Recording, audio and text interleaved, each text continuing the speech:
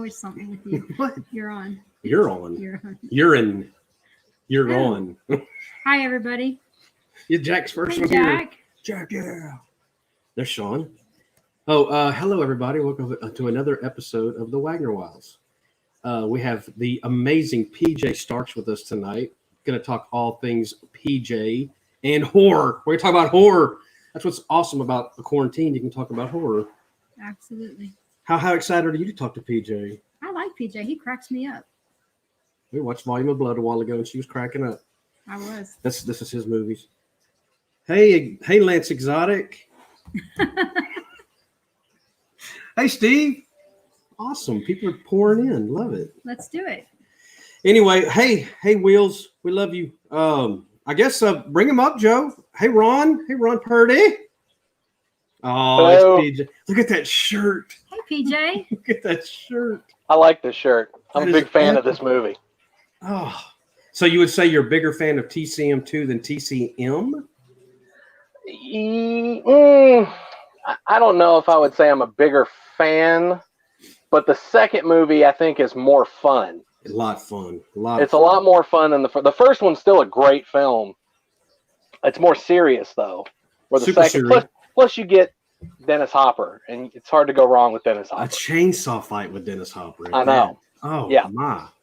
The scene where he's outside testing the chainsaws and just cutting, and that store owner is just loving every moment of it is one of the probably greatest scenes ever. She's pretty much best friends with the guy that had the fight with Dennis Hopper, Bob Elmore. You know. Really? Yeah, they're pretty much best friends. Oh, that's cool. We met at that Cult Classic convention, and him and his wife are amazing. That's awesome. He's a big dude. He's a very intimidating fellow. I can imagine. You kind of have to be if you're going to be Leatherface. I think big and intimidating kind of fits. Big time. That's right. But hey, let's see. So we got in Space Truckers. That's right. That's right. We had a discussion. We were in a comment or a thread or something, and Sam was like, "We got to get PJ on the show. PJ want to come on the show," and here you are. And Here I am. And we were just told that our awesome producer has been wanting to have you on the show for a long time. So Well, I appreciate one for the it. Wagners. Did you have something special to tell PJ? Oh, we're hoping the Are show. you pregnant? No, we're hoping the show goes so good tonight that you don't give me one of these. She watched it. That wasn't. I might. It kind of. We'll wait and see how this goes, and then She watched it a while ago and she died, dude. I usually suck live, so No way. We'll see how well this goes. No This chance. isn't a porn show. Well, No chance. it's still early. It's still early. early. It is early. Still light sure out. We have does, to keep Ron. the clothes on. But he, anyway, we were getting to the show and she had to get ready. And I said, just wait for this one spot. And so in that, the spot comes up where the ketchup hits the floor. Right. But I told you that one, I was going to ask you real quick so don't forget. Is this the special? This is my special question I want to ask you. Okay. And it's probably something really dumb and easy. And I was watching, I'm going, that's disgusting. How hard is it to clean the practical effects up? I mean, that's like a lot of stuff everywhere, especially the first story. That's a lot of mess. When you're making a horror film and you're using lots of blood, there's always a lot of cleanup involved. It helps when you have a lot of people to help.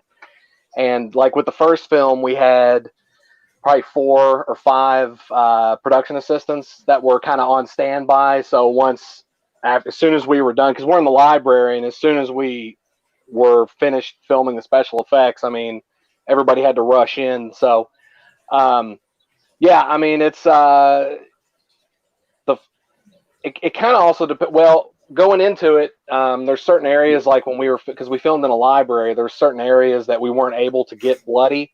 Okay. So we actually took shots of the floor, and like in the bathroom, for instance, when you see her after her head explodes and she falls on the bathroom floor, we actually went in, we photographed the floor, and then made these big reprints of the floor, and then laid that down in the bathroom. Oh, okay. Now it was a learning experience because I strictly said when we shot that scene of her head exploding, don't throw blood everywhere. Now I was outside the bathroom because it was a really confined space, so everybody couldn't be in there. So we had the special effects person, the cinematographer, the actress, and a couple of PAs in the bathroom. It was a small area. Everybody else was right outside. So they get done. I hear and the director was in there, and he's like, "All right, cut." And I walk in, and it was like a fucking murder scene for real. And I'm not trashing the people that worked on the film, but that was probably one of the more tense nights because the executive director of the library was there that night. So he went into the bathroom, and they had thrown blood all over the walls, all over the sink and the mirrors, and it actually stained the grout. Oh, no. Because they got it outside from where we had reproduced the floor, and it stained the grout like a pink color. Oh, shit. He was furious. Oh, And man. we almost got shut down because of that. And then I took the footage home, and I thought to myself, as long as it looks great, then we're good. Then I'll feel better about what happened. So I get home, and I pop the footage in. The footage is out of focus. Oh, no. And it wasn't, and the color correction, and something had happened with the color on the camera. So it looked like it looked like a monkey was flinging shit on the walls. It was a nightmare. Everything that could go wrong went wrong. Yeah, it was a nightmare. So we ended up reshooting it, but we did it a little differently, so it wasn't as bad. And we got to finish the movie, so but we learned some valuable lessons when it comes to cleanup. So with like Volumes of Blood horror stories, we had one weekend where we used over 20 gallons of blood. It was like 30 or 40 gallons of blood, and we actually went and we measured every room in the house and the areas that we would be filming in. And we went out and we bought fake flooring for every room in the house. And we actually bought fake wall paneling for the rooms that we knew that we would be slinging blood everywhere, like the bathroom for bloodbath and that sort of a thing. So anyway, long story short, it was the first film was a valuable lesson in what not to do. The next time we knew we were going to use a lot of blood, but the cleanup is always a nightmare. But if you have enough people and enough hands, plus as producer, half the time I just got to sit back and play on my phone and let everybody else deal with it. So that helps. What goes like my mind tells a story, like a pre-production story. I can see you and Eric, kind of game planning, and then the next day y'all wake up and y'all head up to Owensboro Library and say, "Hey, we want to shoot a movie here." I mean, how does that play out? How does that even play out? Well, so what happened was the long story short, I know somebody's watching going, yeah, right. But anyway, I had come up with an idea for what's called Unscripted, where it's like a short film series. And the idea is independent filmmakers from the region would come in, screen their short films. And I'm a huge fan of like DVD commentary. So I thought, how cool would it be if the director was actually there, so they show their film, and then they show it a second time after you've watched it. Only the second time they go and they sit with the audience, and then they talk about the movie as you're screening it a second time. So they're talking about the process of what it took to make the film and the cast and working with the crew and how they came up with the concept. And then anybody who's in the audience can actually chime in and ask questions, or if anybody's curious about something.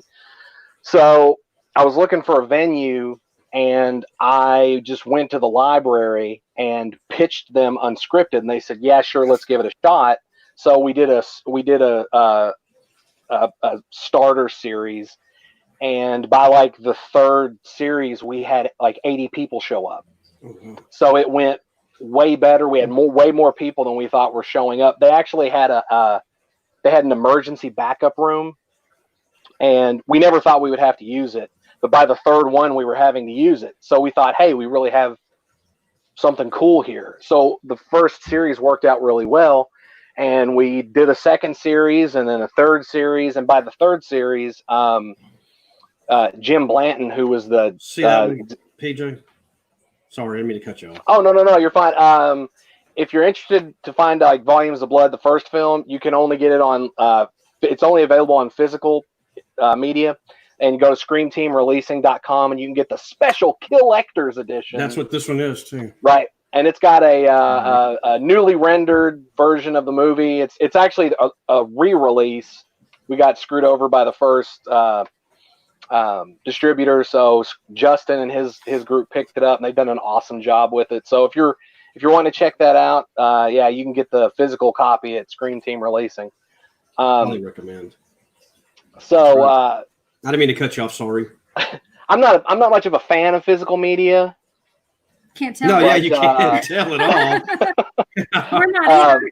All right, so to finish your question, so long story even longer.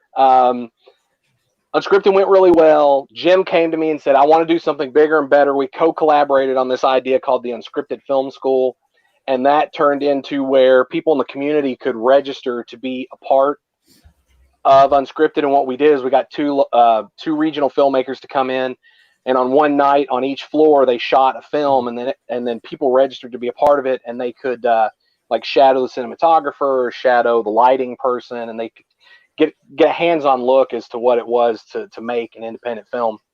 And we had, I think it was like 200 people.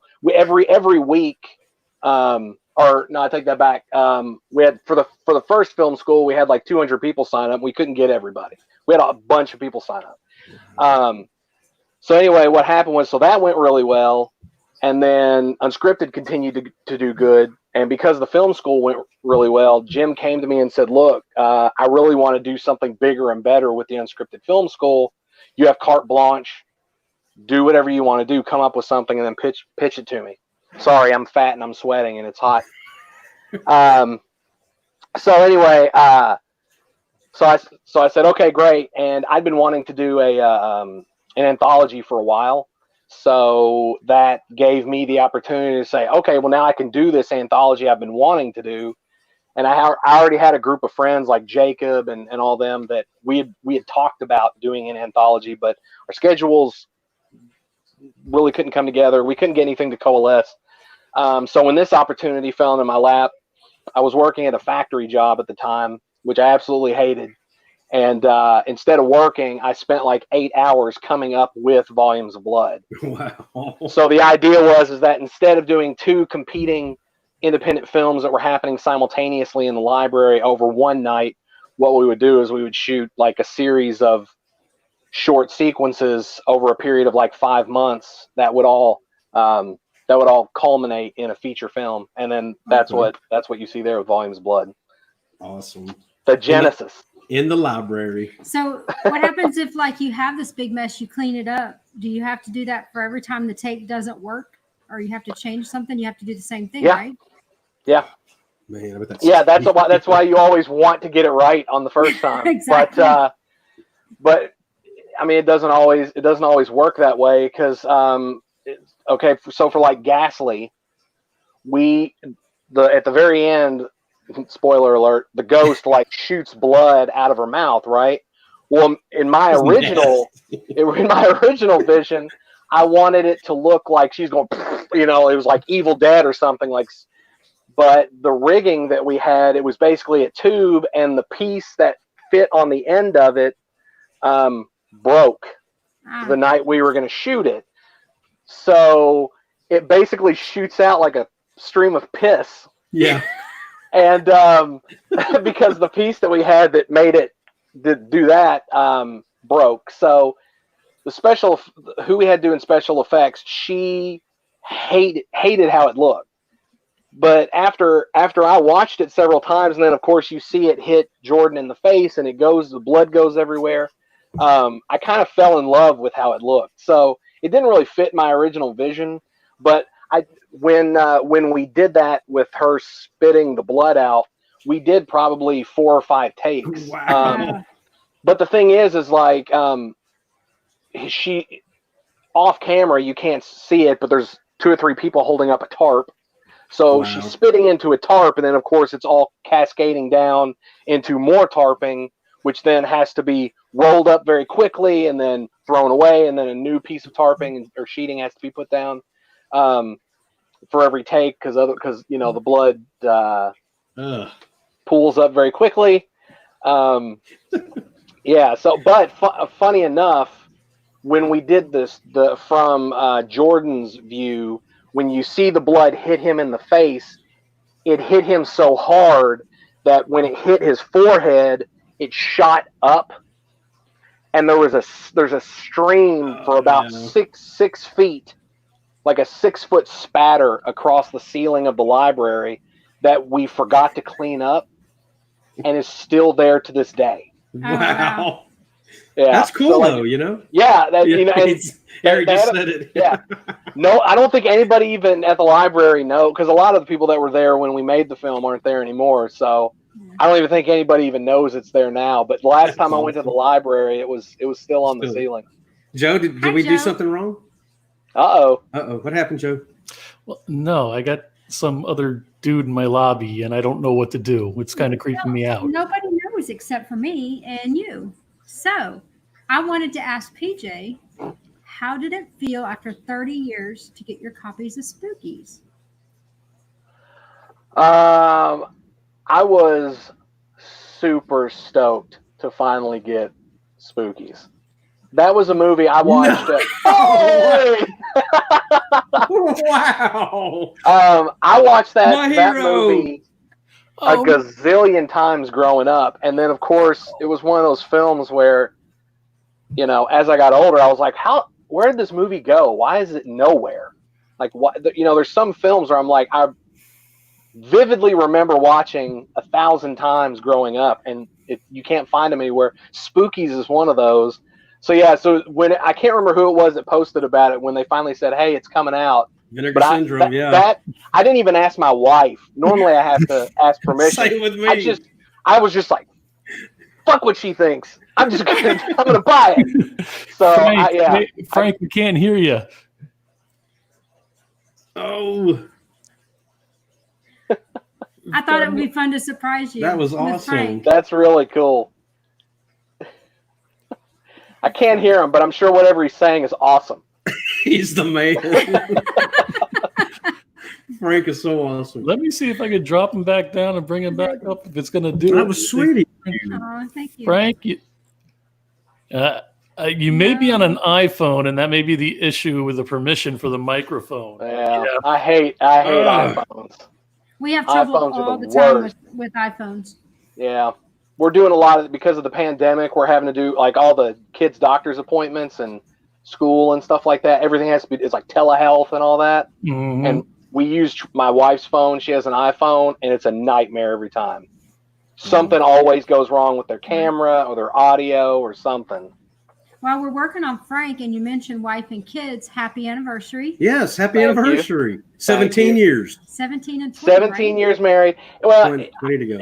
It's more like it's actually 19 and a half years to the day together. But I just rounded up and made it 20 years. That's Hey, there we are. That's awesome. Back when I was much skinnier and had less wrinkles. Hey man, it's time. Time's evil. I don't want to hear it. You two still look like that photo, and I don't know how you do it. Oh, Frank, can we hear you now? He said his computer's going to be up in a couple of minutes. Why don't we drop you back, or why don't we kill this feed, and then when you get your computer up and running, just hit that link, and we'll be good to go, Frank. what a surprise! That's awesome.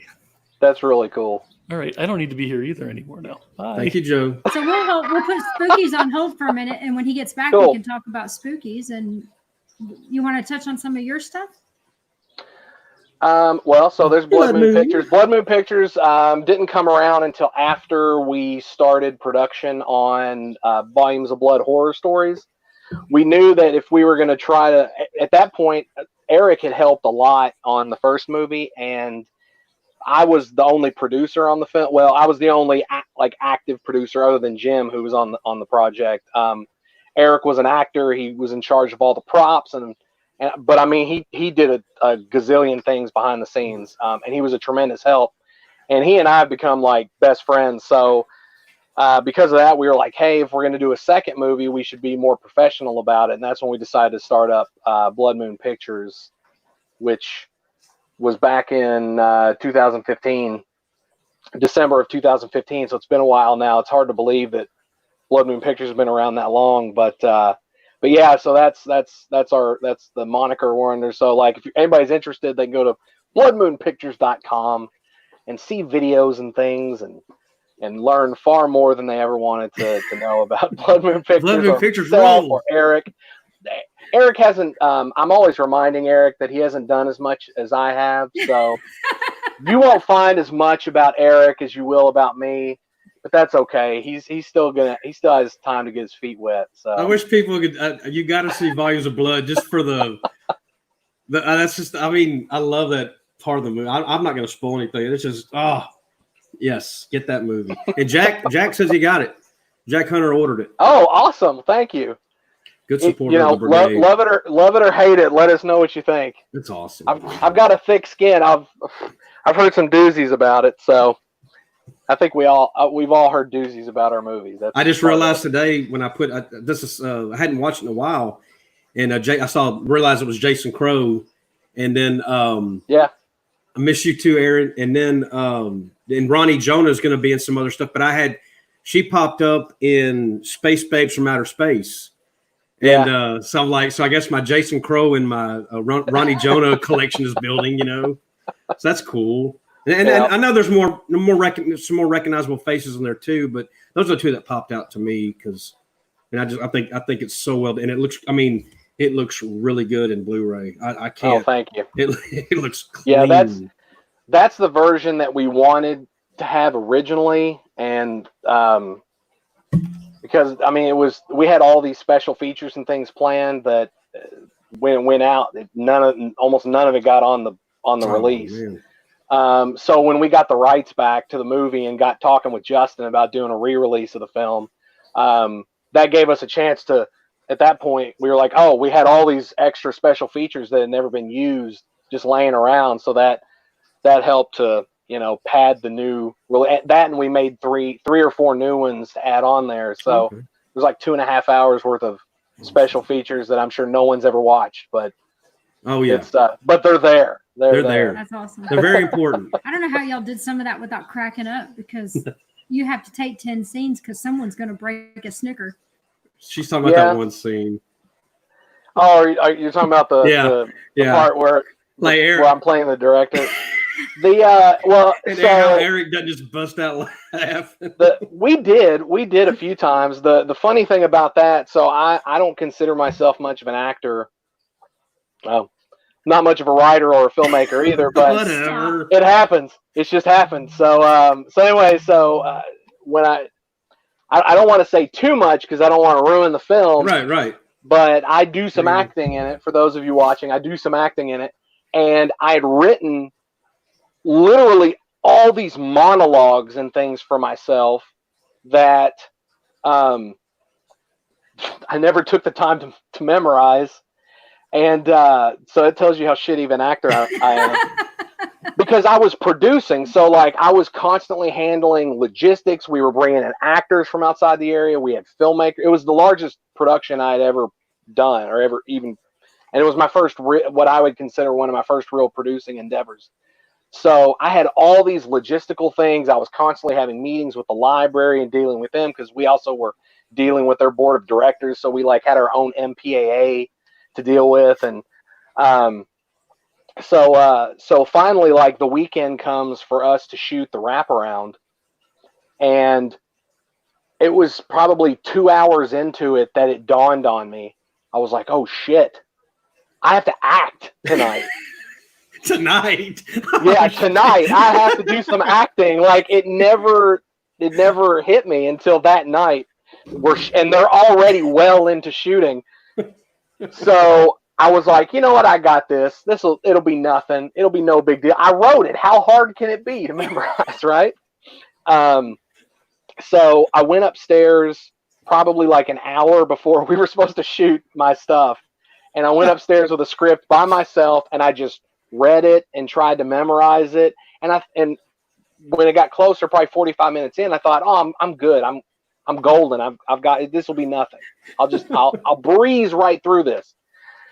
So then we get down there and, we're going through all the different setups and everything. And there's probably like 30 people in the room. And I hadn't done any I've never done any real acting, but I hadn't done any acting in front of people for a while. That's so At cool. least not a Can size. you see it? I mean, there's a ton of people around. Yeah. You. So after completely botching like 4 takes in a row, and I mean, it was bad because I could not remember the lines. I just could not remember what I was supposed to say. Like I had a basic idea of what it was, but I could not stay true to what was in the script. So finally I laid the script down. I apologized to everybody and I said, look, here's what we're going to do. I'm going to wing it and I'm going to just ad lib. And Epic.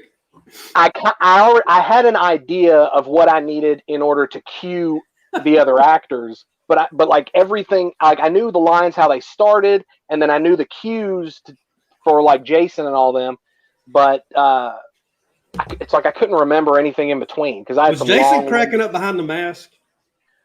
No, actually, I think at that point we had been going for about 6.5 hours, so everybody was like ready to get the hell out of there. Oh wow! And which that's nothing because I've done 18-hour days. We did some of those on Volumes of Blood, on Volumes of Blood Horror Stories. We had some 18-hour days, but like with the library, the thing was with the library is we had a very strict time limit. So at 6 o'clock when they closed, we started setup. So we wouldn't start filming until about 7 o'clock. Wow. Well, at 1 o'clock, between 1 and 1:30, we had to be done because at 2 o'clock in the morning, at 2 a.m., the alarm system would come on, and we had to clean up and get the hell out of there. And the library only gave us one night, one short period to do everything. So from 6 p.m. until 2 a.m., that was all we got.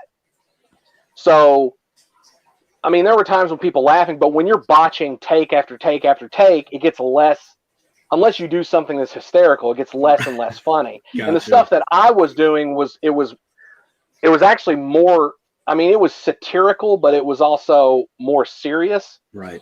But finally, I said, fuck it. I threw the script down. I said, here's what I'm going to do. I said, I'm going to start the lines. I'm going to give you guys your cues, but just follow me. I looked at David, who was behind the camera. I said, just follow me. I'm just going to go. So everything, when you see me start talking, that's the line. And then occasionally, I think I actually got some of the lines right in the script. But most everything else is completely made up off the top of my head. No one knew he was going to. But I'll say this: those going through those 4 takes and screwing up every time was a nightmare. It was awful. It was like I felt like I was letting everybody down. I felt terrible on the inside. Wow. But thankfully, it all panned out. It was great. It was a great scene. It's so funny. Like that's the scene. Once again, I won't give too much away, but that's the scene in the movie. There's such a tonal twist between like the juxtaposition between Nathan's sequence and then that sequence, because Nathan's is very serious and very dark, and then all of a sudden it almost becomes like this. There's this sudden change to comedy, and I was really, really worried about that because I was afraid that, because some horror fans are like, I hate comedy and horror mixed together unless it's a straight horror comedy, and this really isn't that. But there's this really extreme tonal shift all of a sudden, so I was worried that people were going to go, "Oh God, this is terrible," and plus I thought I sucked. And that thankfully did not, I guess, turn out to be the case, because I've heard that a lot, that's like one of everybody's favorite scenes in the movie. So love it. Yes, Joe. Well, first of all, Ty wants to know what Sam's shirt says. It's new. What does Can it you say? See it? I'm stubborn. My way is just, and then it's kind of. I'm not stubborn. My way is. No, it says I'm stubborn. No, it says I'm not. It says I'm not. No, I'm not stubborn. My way is just better. Oh. And seeing who you're married to, I'm sitting right here, Joe. I can hear. You should be a director, right? I'm good at giving orders. Oh my God, she is. Let me tell you. But I have Frank again. So Yay. Talking Frank? Yes. I think I heard him. We seem to have contact. Yes. We like it when Right. things work out. Hello there, PJ. This was kind of last minute from me too. So Hey, well, it's not. Thanks for joining us. This is awesome. I had no idea you were going to be here. Obviously. but I didn't either. Wow. Yeah, I bet. I didn't. I He swear. didn't. It was between. Oh, John and really? I swear. I. No. he's correct. I'm He's correct. totally shocked and it's so he happy. can't keep a secret. Are you kidding me? That's true. He would have started inboxing all his friends. Oh my gosh. Oh, Well, Wait to I'm see what going the to say surprise this. I do want to say this. If you're a fan of this is for everybody watching. If you're a fan of Spookies, like I am, you've been waiting for this movie to come out forever, like I have, get this movie that's now available, because it's probably the best version of that film that you could possibly get, and the special features in it are awesome. and they had to go like second. They had to get like back ordered basically, right, Frank? They were so popular on the release. They sold out the first pressing. As far as I know, all the with the dual slip covers, etc. Right. All that's been gone for a while. And I think it just went on to regular commercial. That's the one I have. That's Amazon, just Amazon, etc. just started selling it about a month ago. Oh wow, good for you. So PJ, I know we're putting you on the spot, but was there anything about the movie you'd like to ask Frank or just gush about? Well, I mean, so okay, I do have this question. I think that and I might be putting you on the spot. So if I am, I'm always on the I'm spot. sorry. He's always on the spot. So the behind the scenes of how the movie came together with all the issues you had and everything. I mean, obviously, it seemed like a very candid interview. It was. But was there anything like a story or anything in particular that was a part of that Dozens of them. hit the cutting room floor? That we shot more than was used in the film. Finally, is there anything specific you might like to know about? Because there are so many things that took place. I mean, okay. So if being a filmmaker, I've had the luxury, I would say, of having like Final Cut on most of the projects that I've done personally. Luxury is the right word, because even most Hollywood major directors with reputations don't have Final Cut. Right, exactly. And that's one of the great things about like the independent sector, because we a lot of us get to have that say, because most of us have almost total control of what we're doing. Mm-hmm. But I mean, I can't imagine going to see a film that I spent so much time and energy and passion in making, and then seeing all this extra stuff. So what was not in the film that they replaced, like the guy with the throbbing forehead and all that? A lot of that was not in the original film, correct? You're referring to Creon. Right. Yes. No, that was the replacement footage. I mean, the biggest tragedy really is that she really was cutting stuff out for time almost. I'm talking about Eugene Joseph, who came in and shot the new scenes and then re-edited the final version of the film. But we had a fairly decent, very rough 2.5 hour cut initially. Oh wow! And but it's a rough assembly, I mean, it was like every possible shot. It was various things with repetition of motion, etc. But she, I think, what she really needed to do is she wanted to claim a directing credit, so she made sure that the finished film was roughly 55% her stuff and 45% our stuff. Wow. So that, I mean, the thing that I am the most upset about is I think a lot of the craft that went into it is certainly taken out. The initial scenes where people come to the house, there were a series of long camera moves that like went all around the room, and long single takes, all gone. Everything in that scene is pretty much now in individual cuts and closer shots. That was gone. But she also somehow decided that it was a good idea to start trimming stuff out of all of the monster and effect scenes. So that stuff, almost all of those sequences, I would say, are about maybe 40 to 60%, somewhere in there, of what we had intended. Right. like the Spider Woman sequence. Really nice stuff cut out of it. There was stop motion animation. There was, it's really obvious she was trying to get every second of her footage in there. So that to me was the biggest tragedy. And I originally saw it in the, as you may know, I also did Street Trash.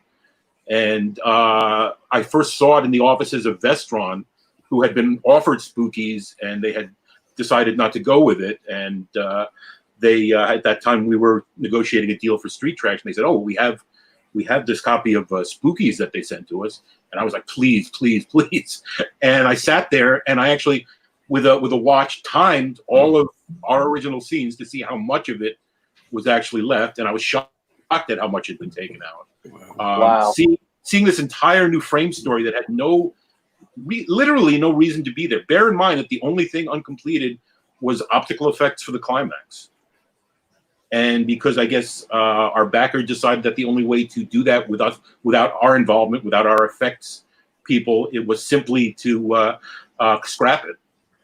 The zombies, the big zombie chase at the end of the film, which may be the worst part of the film, was something we originally, when we took on the project, we suggested a climax involving zombies. Our backer, Mr. Michael Lee, suggested, no, you can't do that because we simply don't want to have any trouble here in England, where I've got all these contentious past situations going with the video nasties scandal, etc. And so we had to keep the gore to a minimum. He said, "Oh, no zombies." He somehow, even if you had a zombie, he associated that with gore, and he didn't want that. And then it was a sort of a catch penny thing that he had the new director do for the climax.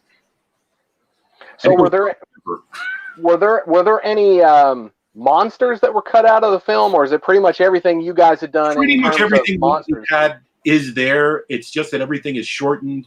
Right. The Spider Woman sequence, for instance, there's a scene where Pete Isillo, the actor there, like a big spider jumps on him. But we originally had like some very nice model animation of these things coming out of two boxes on either side of the Spider Woman. I have no idea why it's gone, but it is. Right. It's mostly details. It's mostly not understanding how to cut something. It just, you know what I'm saying? It's like it's like if I mean, as a filmmaker, if you saw somebody's raw footage and saw like a certain kind of camera movement or something done in a certain way, you'd probably realize, oh, all right, this is intended to stay. You're not supposed to chop this into 18 shots. Right. And there seemed to be no comprehension of that. It was really just a matter of, in fact, even in interviews she subsequently did, she said the things like, this kind of movie just has to move fast. It doesn't matter if it makes sense. Wow. Well, she succeeded. Really did. There's, it's funny too, because like growing up, they're like watching the movie. I loved, the things that jumped out to me, especially like being a kid and seeing it, were like all the monsters that were in the film. That's because I'm a big monster fan, and that movie has so many monsters in it. I know. No, it's just like we made a movie. I mean, growing up as like monster fans from the time we could like understand the concept of monsters, we made a movie that as kids we would have loved. Right. And that's the thing. Like, so now that I'm much older and I, I've done some films. When I was watching the making of the movie and seeing everything you guys had gone through to make the film, only to have it essentially, the rug pulled out from under you in the end, and what you intended totally butchered. I had this weird internal thing happening where it was like, there's that nostalgia part of me that I'll always love the film as it is because I grew up on it and I've always been a fan of it. But then I was so mad for you guys because, like I said, I could not imagine making a film just to have somebody else come in and just do whatever they wanted with it. And then, I did think it was interesting, though, where, you guys did talk some about how, the film has gained such a cult following over the years. But it was one of those, like, after you saw it and it had been changed so much, you got, there was that level of anger and wanting to just get away from the project. We've only been able to get comfortable with the film, to tell the truth, in the past few years, where this is just prior to the Blu-ray. And myself and Tom Doran, my late partner, who passed away about 4 years ago, we spent almost a decade trying to track down rights and buy them ourselves and put together essentially what we've got now. And we could not get solid information on who owned the film at the time. We assumed it might still be Michael Lee, in which case we knew that if we went to him, he'd make sure we could have. Right. So we were still, we were still in the midst of it, to tell the truth, when I heard from Len Baisley and Michael Gingold and Vinegar Syndrome had just purchased the right. Right. So I can't remember if you guys touched on this or not, but do you think, because you said there was a rough edit of your original 2-hour piece. I have a feeling I know what you're going to Do you think that exists somewhere out there? Yeah. I'm not saying it's impossible. Any film might still exist. Most of them that have been lost do not turn up. A few occasionally things turn up here and there. In this case, as far as I know, our backer had the final materials. He gave the rough cut that we had to this new director to use as the basis for her new cut. So that's gone. That's just torn apart. And then I would say from everything we know, he claims he was asked within the past couple of years if any of that exists. He says it's all gone. All right. He's the kind of guy who would not have seen any sense in storing all these materials. The posterity for film history would mean absolutely nothing to him. Right.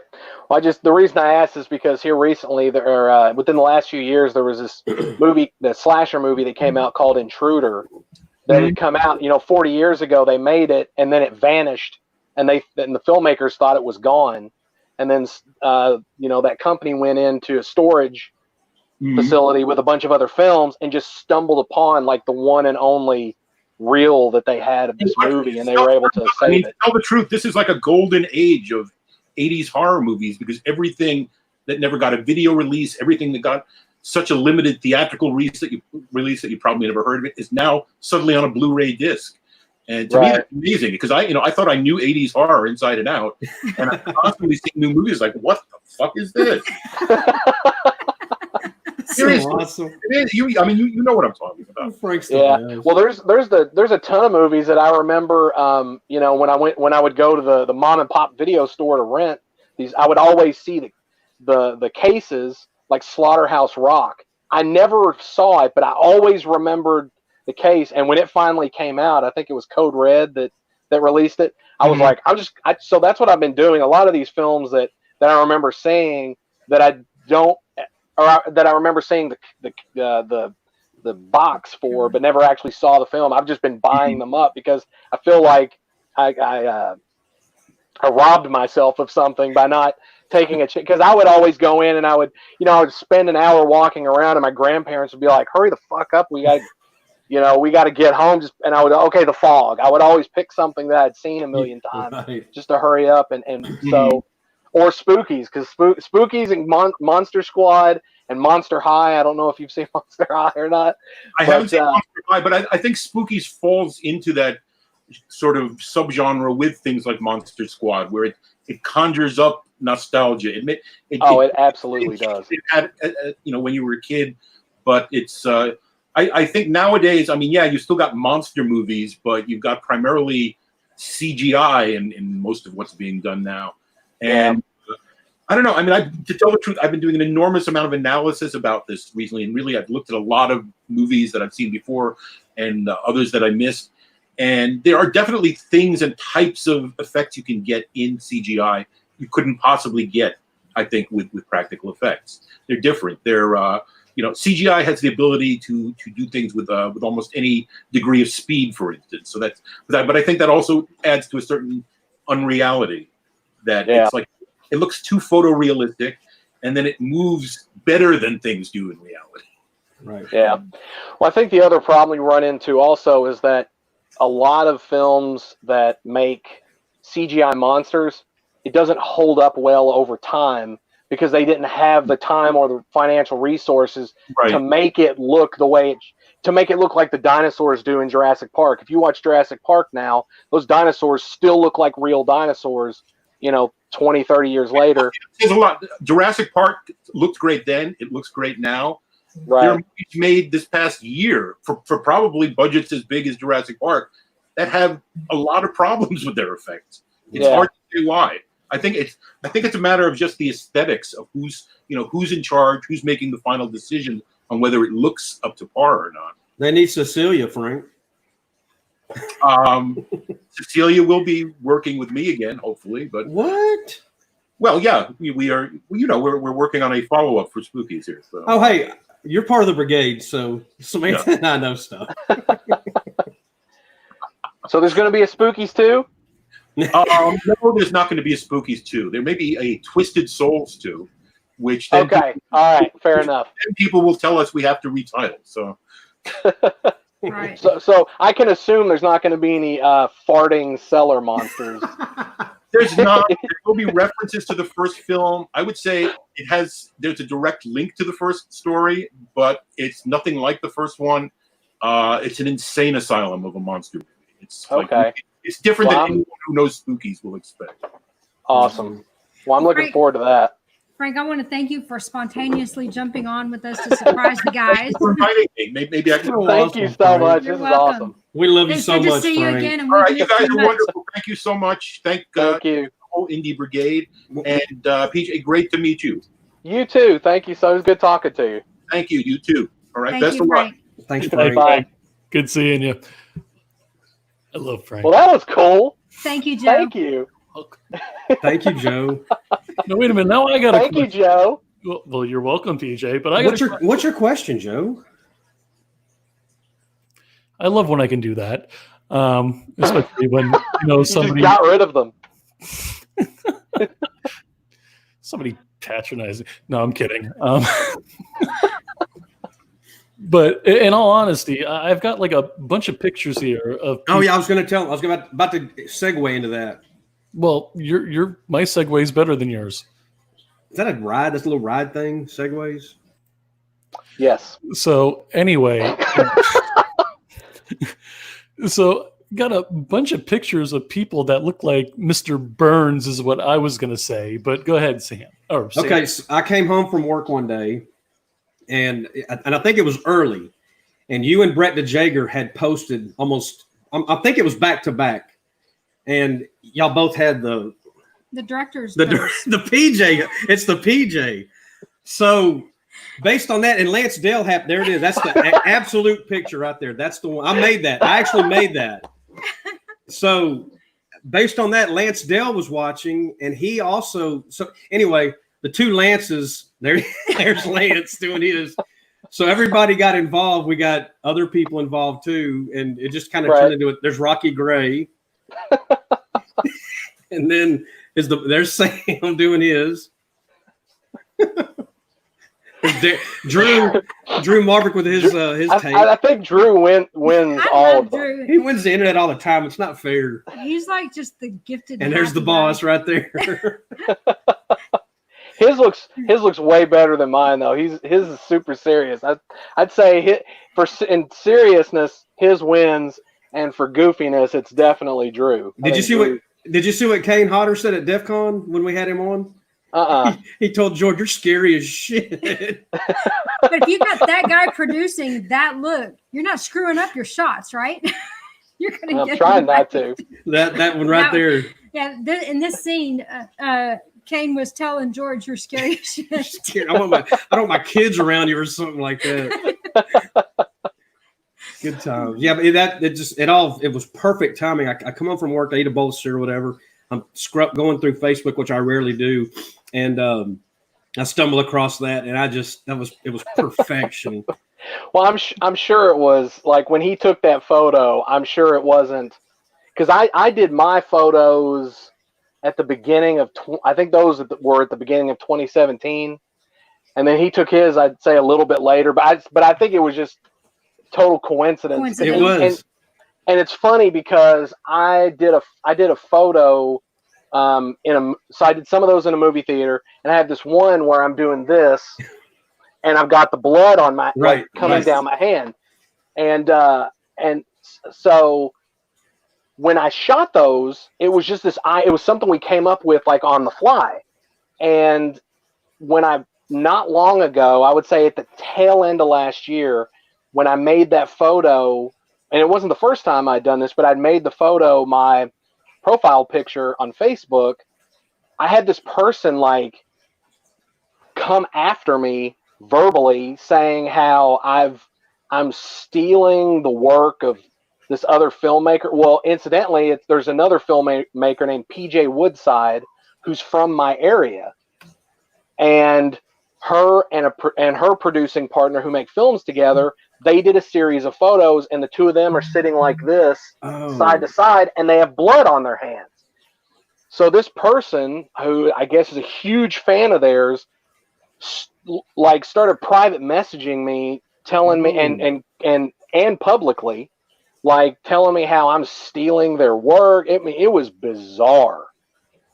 And I had to mess, and of course I messaged the person. I'm like, look, taking photographic, even if I was doing it, if I took the idea from a photograph, I'm not stealing their work. Right. Their work is their films. This is a photograph.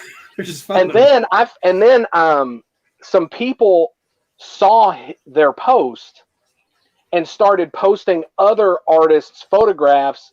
There was I can't remember who the singer-songwriter was from like the 70s. One of their photos, they're doing this and they have blood on their hands. And so they were like, I guess PJ and PJ are copying this or stealing this artist's work. And it became this whole thing. And I ended up I just got rid of the conversation, but it was really bizarre. Just what some people will pick up on and make an actual deal. It's like some people just do not have, in this day and age, enough hobbies or things to do in their spare times. Like you probably have groceries you could get, or a bill to pay, or maybe a job to get, a video collection to alphabetize. Instead you're gonna like spend your time going after other people for these just asinine things. That's crazy. I don't know. Yeah. Which ironically, that the twist, which once again I won't say, but the whole situation where I'm in Volumes of Blood, all of that came from someone wrote a topics page about me. Oh wow. You know, so you remember the guy who's standing there, Jacob? He's one of the filmmakers in the movie. He's sitting there reading off his phone. He's reading that whole diatribe off his phone. So that's all of that is actually from that topics page. Oh wow. That somebody what happened was somebody got on topics. I'm pretty sure I know who it is, but I just let it go. So you do have thick skin. Yeah, I mean, I got better things to do with my time than to worry about all this garbage and get caught up in all this drama. Like, I'm not perfect, and I've said things I probably shouldn't have said, or done things I shouldn't have said. And I mean, if I have a problem with something that someone has done, I go to that person. I don't blast them on Facebook or social media and try to get the whole world on my side to vilify some other person. If I got a problem with somebody else, then, I mean, unless it's something I got to get the police involved, I'll privately message that person and say, look, we've got an issue here, and we're adults. Yeah. So let's talk it out, you know. But I mean, but that's me. I mean, people are different, and it's neither here nor there. But anyway, what happened was I read this topics page that someone had written about me, and I mean, it went on and on about how I'm I steal the limelight, and I'm I'm a megalomaniacal egomaniac. I mean, just all this stuff. Start talking about like my wife's not happy and my kids are miserable because I'm their dad, and just like all this stuff, right? So what I took out of that topics page is I was like, hey, I should write this into the movie. That's awesome. And I started like thinking like, what if I was like this? And I thought, you know what, that could actually be like a fun role to play. So what I did was I took the basic concept for who this person thought I was in the topics page, and then I played that person on screen. So, awesome. What's up? I got Connor sneaking up the stairs to peek around the corner at me. But anyway, But so that's where that whole idea came from. Like that's really the only reason I'm in the movie. I'm sure some people are like, oh, he's self-indulgent, getting all these filmmakers and things involved and people playing themselves. But the whole twist and the crux of Volumes of Blood came from this person hating me for whatever reason and spending time of their day writing a topics page about me. The movie writes itself. Right. Well, hey, it's art imitating life. So I thank that individual for taking the time to not have any hobbies and writing about how awful and evil I am. Scene, Jack has got the movie on the way. He'll see the scene and he will absolutely love the scene. Now you know the background. Yes, that's right. That's a tie from Mindy Productions. Adults, we are filmmakers. That's awesome. I'm the mature one over here. So. Hi, Connor. Yeah, you learn from me, PJ. You can learn from me, buddy. I'm live. The things that happen when you're live. I know. It can't be any worse than that one politician that was in the middle of a Fox News interview and his kid came running in the room and he pushed him back on the floor from his face, just go. Is that the one where the nanny's dragging him by the feet or something to get him out of the room? She's yes, it was that one. It's that hysterical. Awesome. Yeah. Hey, PJ. So before we get too much further, I don't want to run out of time. She was asking me, what is your absolute bottom line if you had to watch the Stranded Island thing? One horror movie you had to take with you and could watch over and over. What would it be? This is the horror sequence. See, you got me sweating on Sweating on this question. I don't know, man. That's a tough one. That it's funny because I would say almost every interview I've ever done that has come up at some point. It's a tough one. And I've never been able to. And you're saying just one movie? You can only take one horror movie that you can go to and watch over. You're stranded on a desert island, PJ. Come on. It's one movie. He could pick a water island, not a. It would be hard. Well, I would. Okay, I'll say this: if I had to pick only one movie, it would be the movie that got me fully interested and invested in the paranormal, and it's Ghostbusters. Really? Yeah, that's the movie. I saw that for the first time when I was about 5. I was born in '82, but I didn't see it until I was 5. And then I actually saw the sequel in the theater, but that's the movie that really got me into ghosts and monsters and afterlife and paranormal and believing in all that stuff and ultimately becoming a horror fan, even though it's not really considered a horror movie. No. That's the movie. I just saw somebody say Return of the Living Dead, which is funny because I got the t-shirt hanging up. That's what Connor was standing there. Connor's pointing at the Return of the Living Dead t-shirt. I'm like, yeah, Tarman, go. Yes. But but I can never give one example. So even though I say Ghostbusters today, tomorrow it could be Monster Squad because that's another one. Return of the Living Dead is another one. There's so many good ones. Yeah, the original Dawn of the Dead is another one. What about if you had a franchise you could take? Is there a bloody franchise? Probably Halloween. Halloween's the whole Halloween. Yeah, I love the Friday the 13th franchise. I love the Child's Play. I'm a fan of most all. In the 38 years I've been alive, there was a period of time where I was a fanboy, where I would put my own expectations on movies, and then I would watch it, and then I'd give my little what I thought on. And in the beginning on Facebook, I did that a lot. I'd be like, "Oh, the movie would have been so much better if it had done this, and this." Look at Joseph. Yeah, I was that guy for a little while, but the more I did this, and just in general, the older I get, I'm like, it's better just to sit back and enjoy something for what it is. It's meant to be entertainment. There's probably things I would have done differently, or things maybe I wished could have happened differently, but that's not what the filmmaker wanted to do. They wanted to give me what was there. So enjoy what's there. So I've a lot of the movies that come out. Joseph?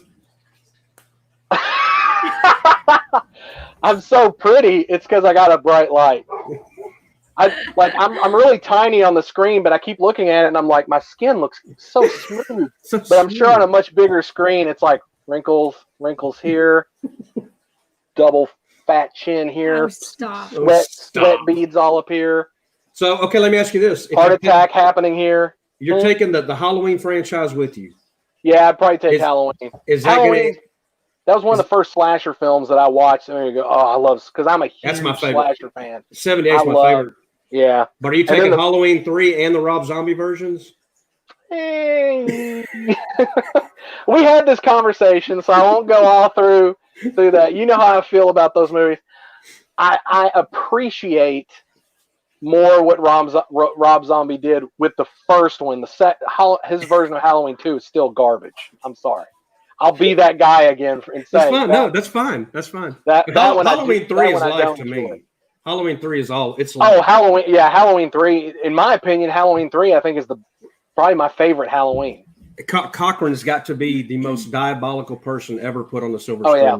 He does not get enough love as far as a killer goes, in my humble opinion. In terms, I mean, I say we all, but I'm gonna make a blanket statement. But I think we all love Tom Atkins. Absolutely. And I would say of all the horror films that he's in, next to maybe like Night of the Creeps, this is the one that you get probably the most Tom Atkins. Right. And he does such an awesome job in the movie. And it's good thing she's fixed or she'd be pregnant right now just talking about Tom Atkins. Are you a big fan of Tom Atkins, or is that who you're talking? I love Tom Atkins. I don't know why he's trying to impregnate me. That's just Tom Atkins gets everybody. He could have got a robot pregnant. He does, even now in his 80s. I don't know. I love that man. So I think that it would probably be Halloween. But but now I enjoy most all franchises, because we talked about Saw when we were talking on Facebook. We talked about Saw, which I don't know if you heard this or not, but they just postponed Spiral. Did they? Okay, everything's till next year. Oh wow! May of next year. Did you hear about all the stuff with Universal? They're going to block. Are you talking about AMC? AMC's going to block Universal movies and all that stuff. That won't last long. It can't. Just possibly can't.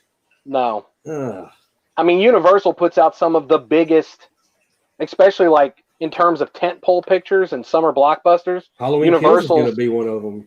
Yeah. Well, I think the Fast and Furious movies, aren't they all Universal Pictures? I believe so. I mean, those are huge money makers. It won't last. It won't last. I understand them getting butthurt over that comment, and I know change scares people, and the whole idea of that format changing. And that's the thing. Right now, I mean, I don't know how things are, how much is open to where you're at, but so far here, things are still shut down. So movie theaters and all that is still closed. So, but that's what I'm curious about is once they start opening up movie theaters, which is a place literally made just to pack people in seats close together to watch movies. Right. I'm just curious to see how much it'll what's happening is going to affect how movie theaters run. Post-apocalyptic movie watching. Mm-hmm. Yeah, I saw something earlier that showed, and I don't know how real it is. It could have been a joke, but it showed what restaurants are going to be doing, and it showed these two people sitting at a table, and the table is split in half with a piece of plexiglass, and then they're both have masks on, and they're talking to each other through a piece of plexiglass. God. And it was something like, this will be the new normal in restaurants. And someone said, I'm not even going to go out if that's what the new normal is. Yep. And I kind of feel the same way. But because, the whole point of going out to eat is a social thing. Now, I will say this. I'm fully for people staying home and keeping your distance while we can. I understand people getting all bent out of shape and all that. But I'm also kind of made. As of Friday, the restaurants and the bars could open at 25% capacity. But you have to wait in your car. If there's a line, you have to wait in your car. They'll text you when it's ready. Every 3 or 4 tables is open. The wait staff is wearing masks and gloves, your menus are disposable, that kind of stuff. So they've started opening again here on Friday, but I think as soon as you start having a little bit of opening up, if numbers go back up, they'll back off again. Oh yeah. Well, I'm not even gonna. Once they fully open stuff up, I'm gonna wait, because I fully expect, and I could be wrong because that happens all the time, but I fully expect numbers to peak when things start opening back up. Right. And this second wave that everybody keeps talking about, I think that could potentially be that second wave, but I don't know. I will say though that now that COVID-19 has killed more people than the seasonal flu does every year, I guess all those people can stop calling it the flu. Right. So hopefully we'll stop at least getting those posts, because at this point I'm so sick and tired of seeing everybody's posts about the virus and the protesters and everything's so political now. I don't know. Yeah. Terry. All right, so I would like to try to do something right now because I got a bunch of pictures, and they're obviously not of me. They're not of Lance and Sam. I love your background lighting, by the way. Well, oh yeah, I had to turn it red because I was kind of feeling a little uneasy. So I was creating a nice ambiance. Yeah, it ties in with the live on our screen. That's cool. Too bad we don't have red. So David Lynch is judging. Anyway, so I got some pictures, and I thought it would be fun. I'm going to drop back out, but I'm going to bring up a picture. PJ, 5 seconds or less per picture, and you tell me when to change the picture, but 5 seconds or less explanation of the picture. Okay. You good with this? Sure, I'll give it a shot. I'm very long-winded, so I'll do my best. No pressure. Oh, yeah. You may want to get a couple of more towels or something. I've had my blood pressure medicine today, so I should be good. That's awesome. Love PJ. That is me that we were shooting Volumes of Blood Horror Stories, that Shelby's death scene. Spoiler alert. And I wanted a picture with her because I thought her special effects looked so awesome, or the makeup. Amazing. That is... I don't know what scene we were shooting, but it was down in the basement of the house, and it's obviously a good time because we all seem to be smiling. That shirt, though? Yes, I'm wearing a Jaws shirt that I can't fit into anymore thanks to the quarantine. Thanks a lot, Quarantine 15. Yeah. This is another shot. This is one of my favorite photos. Is that Zane over there? That is Zane. Yeah. And that's John Holt, and that is Justin Seaman from Screen Team Releasing right there. Never see Justin's real face. This is my favorite photo because the weights of that jib are covering my gut. That's awesome. This is just us talking about logistics. We were shooting the scene Trick or Treat. That's Sean Blevins on the right. And he's one of the directors that's going to be working on 13 Slaves Till Christmas. And that's just us talking about how we were going to, go about shooting his sequence in that house. Awesome. So absolutely no interesting anecdotes whatsoever during talking about these photos. That was me standing in because our audio person had to leave when we were shooting. Awesome.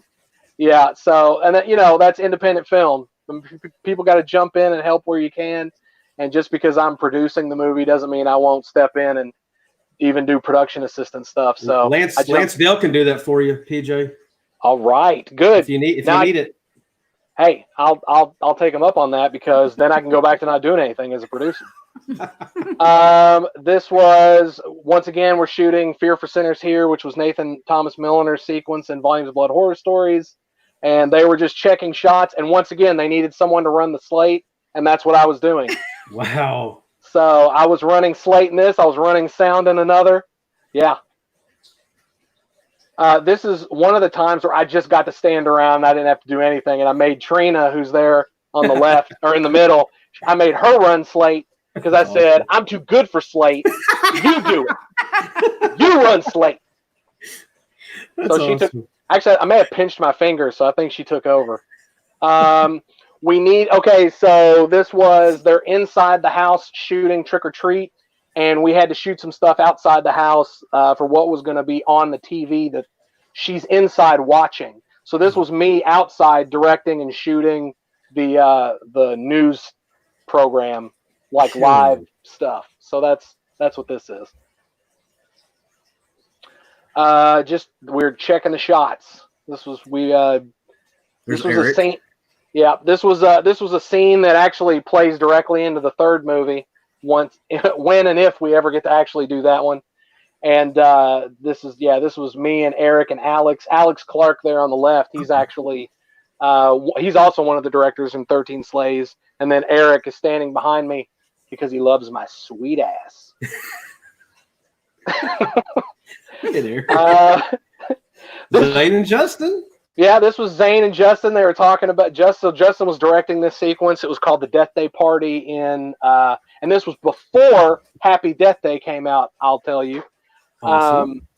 And this is when we were shooting that sequence, and they were just going over the script, standing outside. And I probably saw somebody taking the photo, and I just ran up and got in the shot with them. Nice. I took a photo op. That was really cool. We've never done anything like that before, and I think that's something that we actually need to do more often. That was just like a speed run of pictures. Yeah. Part of me wishes I'd given you more interesting photos to talk about now that those were great. Got to see the other guys too. That was great. Dustin wants to know, how did you get the ambulance?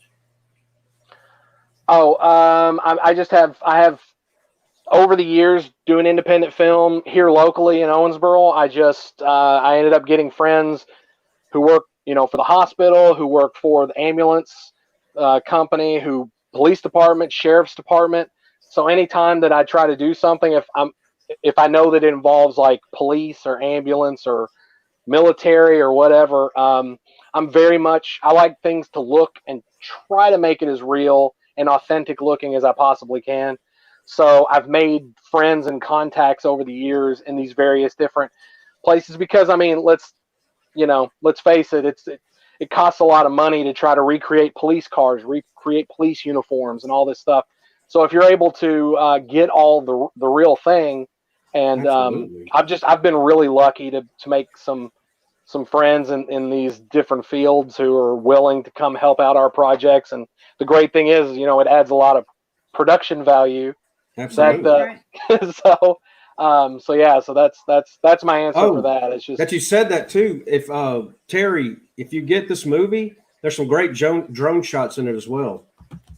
Terry's our resident drone guy. So okay, I want to say I've seen some of those videos you guys have put out there. He Jack would says, love those.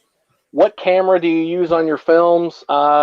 We use various different ones. For the first, I'm an open book. I'm very candid. So for someone who makes film, a lot of times I'm not super technical. So whenever I work with someone who's like a director of photography or cinematographer, they'll come to me and they'll say, "Hey, I have the new REH76Z Badaga." And I'm like, "Okay, that's great. What's it look like?" And they show me what they've shot with it. I'm like, "That's exactly how I want it to look." Or I'll give specifications. I do videography and stuff like that myself professionally, which is kind of sad that I'm not super technical. So a lot of the time it's like I know the looks that I'm going for and I can do things. But when it comes to like the technical side, I usually end up sounding like a moron, like I probably am right now. No. So I usually cannot remember the names because like I started out when I used to work for a TV station.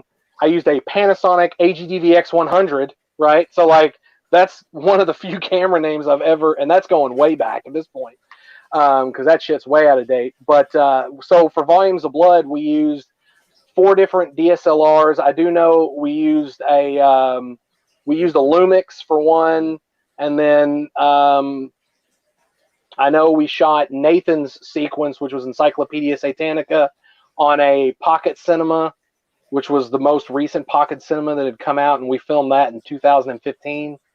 But then like with Volumes of Blood Horror Stories, we actually shot most of that movie with the same camera, and that was John Holt's equipment. And once again, I could not tell you what the name of the camera was that he used, but it was a DSLR, but I can't remember what DSLR he used.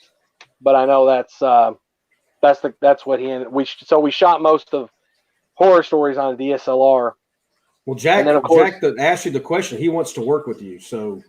Oh, okay. Jack is he's the leading box office horror movie winner for this past week Oh, his movie was congratulations. shown at the I actually- drive-thru.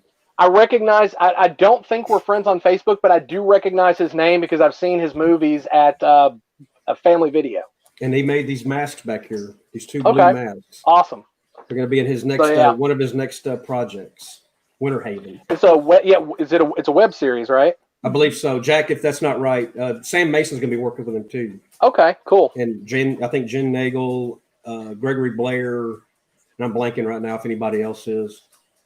But yeah, that's going to be cool. But he wants to work with you. Someone just said, I'm getting a BMP CC4K with my stimulus. And this is where I'm going to go. That sounds fantastic. Way to go, Mo. The more letters, the better, right? That's a beast of a camera. That is a great camera. The ones with lenses. It's got to be a big one to get that many letters on it. I'm going to attach the ones with lenses. So I wouldn't say I'm successful necessarily, but I would say one of the things that I've done that has worked out, been successful for me anyways, making movies, is collaborating and partnering with people that have the skill sets that I don't have. So anytime I'm like, I want to make a movie, if you're gonna do something and you want it to be a little bit bigger and a little bit better each time, you can't do everything yourself. Like I'm past the point of being able to shoot it and get all my family and friends to act in the video and edit it and do sound, and it's like I'm beyond. Like producing is a lot of that, but what's producing is it's finding people that can do things better than you and helping you make something better that you want to make. So and the people paying attention on Facebook see that too, PJ. I mean, we see the collaborations going on. It's beautiful. I love watching it. And see, that to me, that's been one of my favorite parts about doing film in general, independent film. Like I love working with other cinematographers and actors and writers, and it's like the way I look at it is, and I've said this before, but I'm not the only creative entity on a project. So even if I write the script, I don't look at it as like, this is scripture. So if somebody comes to me and says, hey, I've got an idea, can we do this instead? For one, if it's a better idea, just in general, a better idea, I would be stupid not to go with that idea. I know some filmmakers who are like, no, this is my movie. I'm doing it the way I want to do it. And that's fine. I mean, there's different filmmakers, but the way I look at it is if somebody comes to me, even if it's, if it's a production assistant or if it's just someone that we've got who's watching the food table who says, hey, I have an idea. What do you think about this? 9 times out of 10, I'll be like, actually, that's, if it's good, I'll say that's good. We'll use it. Most times I'll say that could work. Let's shoot what I had, or let's shoot what's written. We'll shoot what your idea is. And then when we put the movie together, we'll see which one works best. If your idea works best, we'll use it. If somebody comes to me and they've got a really shitty idea, I'll say that probably won't work. And this is why. And then we won't do it. But usually if somebody comes up with an idea, we'll at least give it a shot. We'll try it. That's awesome. Because sets are supposed to be fun. Everybody's supposed to be having a good time. I mean, there's a level of seriousness and professionalism and all that goes into it. But, if you have somebody standing around going, do this, do it my way, do it just like this, stand there, shut up, don't talk, nobody wants to hang out on those sets. Right. So, or maybe some people, unless you're a masochist. Yeah, unless you're a masochist, and then you do want to hang out on those sets. But it worked in Volumes of Blood so well. She was cracking up. She was cracking up. On camera. Only on camera. Well, if everybody did it the same and you never took anyone's input, we would still be back in, like, I don't know, the dinosaur days where we didn't have anything because silent films open. or something. Yeah. Right. Now, I can say, on the flip side, it does suck when you come up with an idea, because like when we did the first Volumes of Blood, I'd said earlier that we had our own little MPAA because their board of directors had say in what we were doing. Because after we wrote the script, when the script got fully completed, we had to give them the final draft of the script, they then had to go through it as they had to have a board of directors meeting where they talked about it. And then what they did was, or they each got the script, they went through it, then they got together and talked about it. Then they gave me back a script, and everything that was highlighted in the script either had to be changed or omitted altogether. And there were whole entire, like, there wasn't, well, yeah, there was a lot more. Every time someone said fuck, that had to be taken out. So that's why there's no hard cussing in the first movie. If they're like, I'm real big with dick and fart jokes. Like I'm a big Kevin Smith fan. So he has influenced me in the way that I usually incorporate a lot of potty humor in my dialogues, like sex jokes and things like that. There were some great jokes that were written in there, and they get past them. Oh. Yeah, that they took out there, and it's funny because the one that has haunted me is in 13 After Midnight. In that sequence, there when the two of them, the boyfriend and the girlfriend, are talking, and he leans in and he says, "Oh, you know, I like what you got," which is a stupid line. But the original line was, he leans in and he says, "Girl, you know I would love to tongue punch your fart box." That would have been awesome. Oh. They made me take it out. So I just had to come up with something. So I put in, "You know I like what you got," which is way obviously more tame. So when we were going to do the second movie, I put it in the second script, but I kind of forced it in there. Eric ultimately vetoed me and was like, "We're going to take this line." He's like, "I like the line, but it just does not work where you put it." He's like, "I know you want to use it, but it doesn't work." So it ended up getting taken out of the second movie. Well, then when we wrote the script for the third movie, I found a perfect place for it. But then after I went through the script and did draft after draft after draft, some things changed by the final draft. I completely changed this whole section of dialogue between these two cops, and the line got taken out again. Oh, no. Oh. But I did find a perfect spot for it in 13 Slaves Till Christmas. Yes, so it is going to be in 13 Slaves Till Christmas. But anyway, so going back to the board of directors at the library. So they sent me the script. I went through it, and I'm talking like pages of, like, every cuss word was highlighted. A bunch of sexual jokes were highlighted. Funny enough, though, the Blumpkin joke still found its way into the movie. I'm assuming only because none of the board of directors were even old enough to know what a Blumpkin was. And if you don't know what a Blumpkin is, UrbanDictionary.com. There it is. Check it out.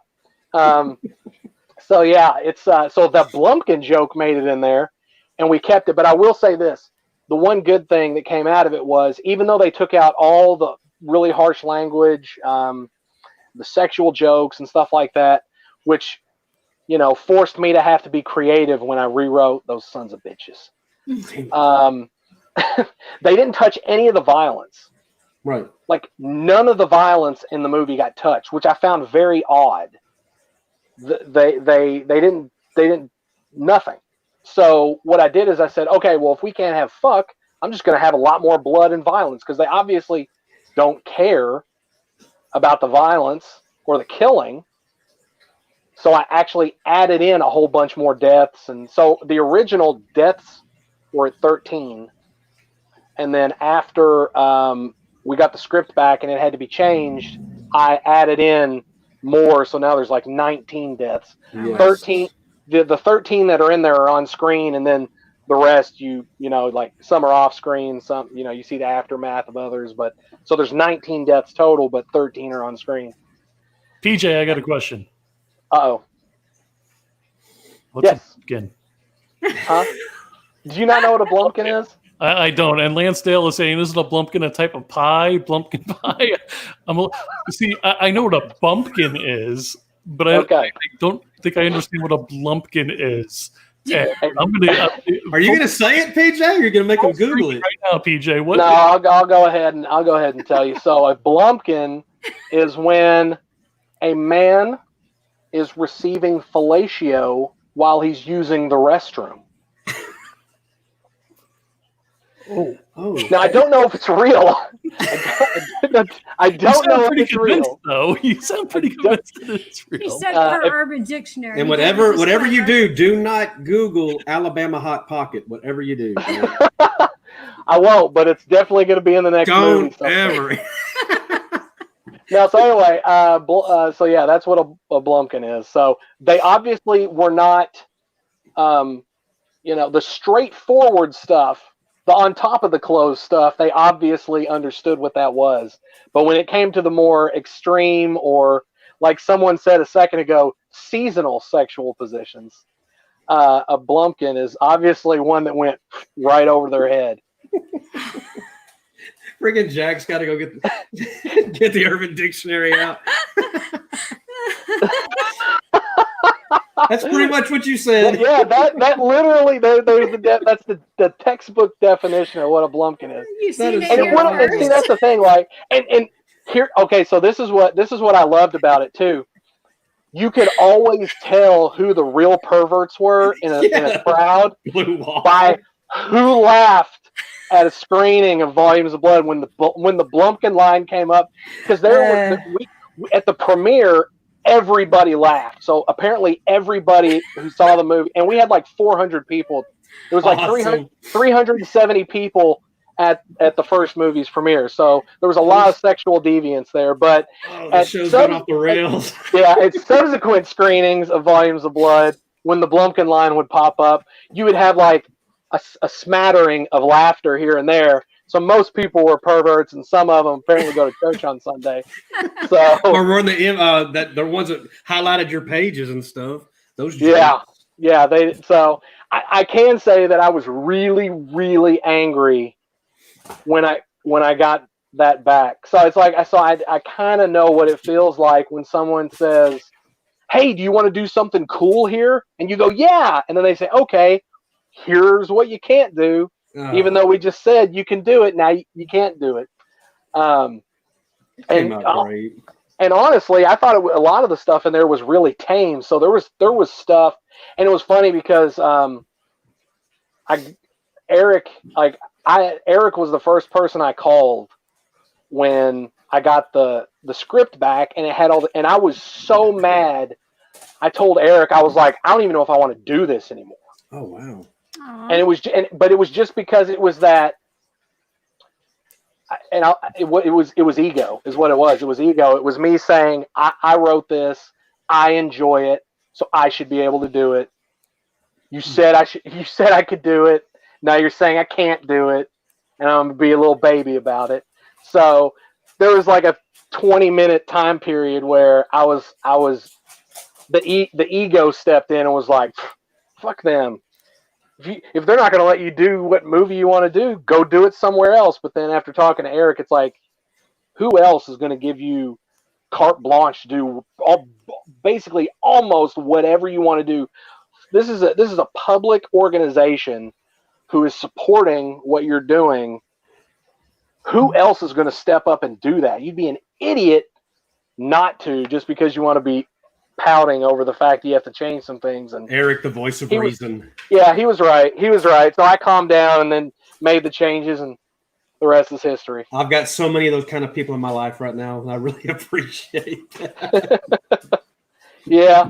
Eric is my wife is also, she's another one, because when I said earlier about the tongue punching the fart box line, her and Eric kind of teamed up on the second movie and was like, because even Eric got a second opinion, because I was fighting him a little bit, because I was like, no, it works perfectly. So he was like, let's get a second opinion.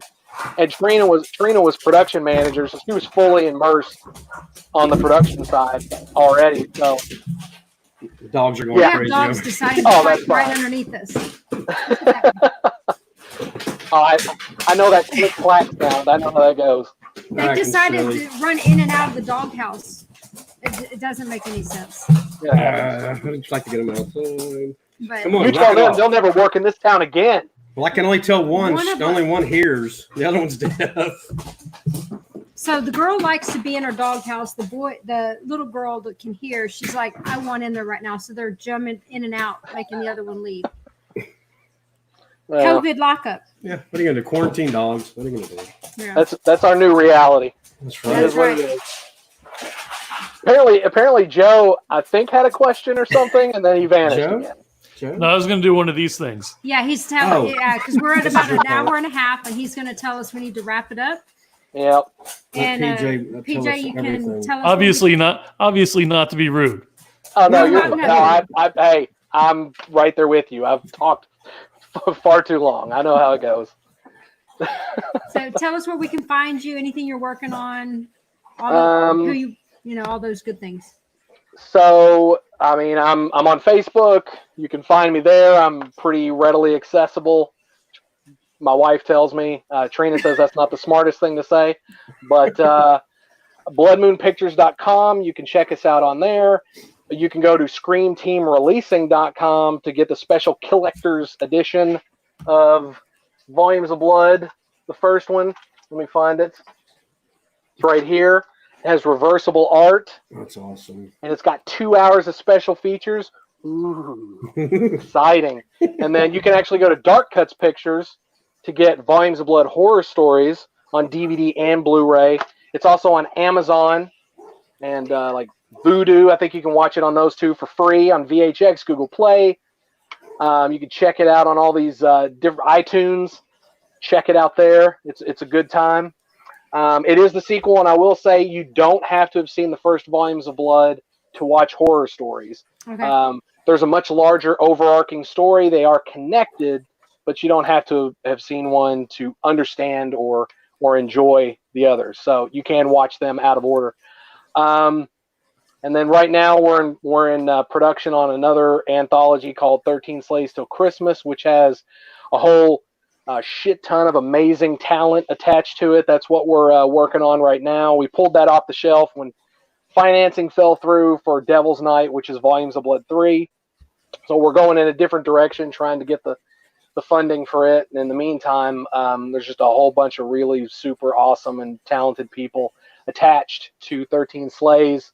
So that's what so as soon as the pandemic smooths over, we'll be able to get that movie finished and hopefully get it in your hands. Jack is asking you dark what pictures? To get Oh, the Dark Cuts Pictures. Dark cuts pictures. Yeah, darkcutspictures.com. There you go. And I think if you go to Blood Moon Pictures, I think we do have links. Okay. You can also find us. You can look up Volumes of Blood on Facebook, and Blood Moon Pictures is on Facebook as well. Perfect. Well, let's have you come back and maybe we'll pick Absolutely. your franchise or something you want to talk about, and we'll Sounds cut it good. up. This was fun. I appreciate you bringing me on. This is awesome. We appreciate it. We love you. And thank you for the surprise. That was very That was awesome. You're welcome. Thank you. You got something to say? I don't.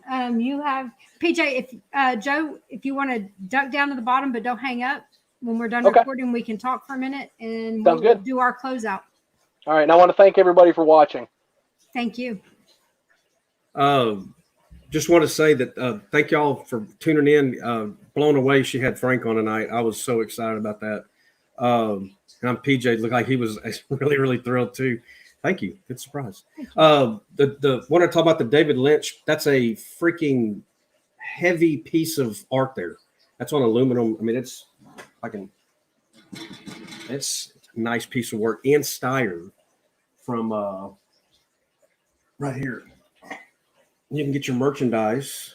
You can get your own Ian Steyer coffee cup from Romero Pictures, Indie Brigade. Anyway, just want to touch on that. Overwhelmed by PJ being on tonight. He's just, I could listen to him for hours. And if we had a 7-hour show, he would definitely be one of the guests. Working on Pumpkinhead. Oh, I already did. Hello, David Madison. Working on Pumpkinhead, the blood that ties. What am I missing there? I don't know. What is that? He's working on that. Right now? Did Oh. you not watch Friday? Well, I didn't. I couldn't. Remember? And this, ladies and gentlemen, is why we want every member of the brigade to pay attention to what's going on. We had technical difficulties here at our house Friday night. Yeah, I Mr. was busting chops. Yeah. It's something that excites me. That's very exciting, David. Yeah, sorry, David. We will catch up though. Absolutely. Anyway, thank y'all. Great people tune in, and I'm all kind of peach Brent the Jagger. Anyway, thank you all, everybody that tuned in. Amazing support. We love you guys. Anything else? No, just thank you guys for your support and always being here for us. It means a lot to us. It does. It really does. And We love y'all. Love him still. thank you, Until Joe. next time. This is the Wagner Wiles.